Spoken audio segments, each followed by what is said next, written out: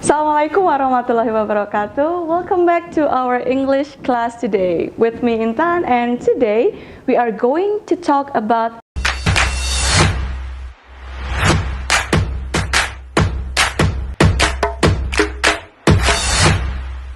procedural text.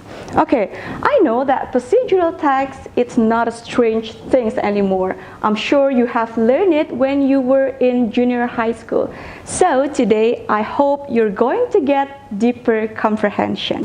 Okay, I need to remind you that procedural text instructs the audience to do certain things like how to make something, how to do something, and how to operate something.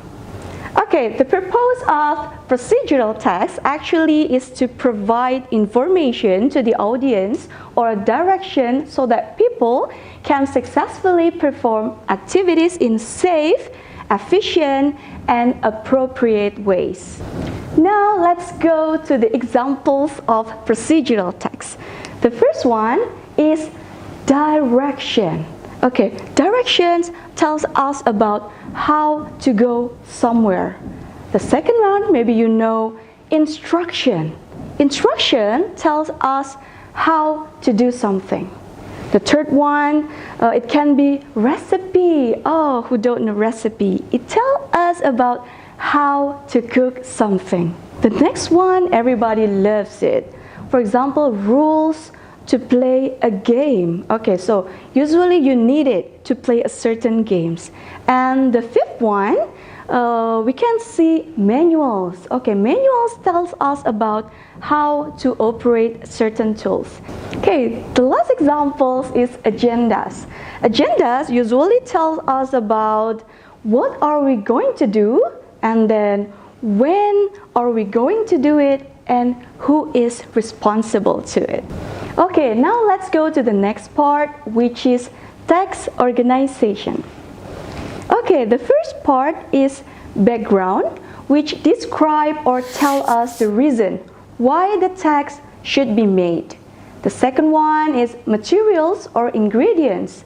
Please remember that material is for non-food and ingredients is for food. The third one is utensils or equipment. When we want to explain how to make something, we need to explain the utensils and equipment. The next one is steps. This is the main part of the text. It contains the sequence activities that will be carried out. The last one is conclusion. It's the closing statement. And you can also add a part which is called tips. Okay, you can also add some tips at the end of the text or while explaining the procedure. It's something that makes the process runs well or better. So it's time to go to the last part, which is language feature. Okay, in language feature, usually we use imperatives. For examples, cut the carrot, mix the flour, fry on the pan. And the next one, we also use connectives such as ordinal number. You know, ordinal number shows some sequence like first, second, third, fourth, fifth, and etc. And we also use sequential conjunction like then, next, after that, finally, last but not least, and etc.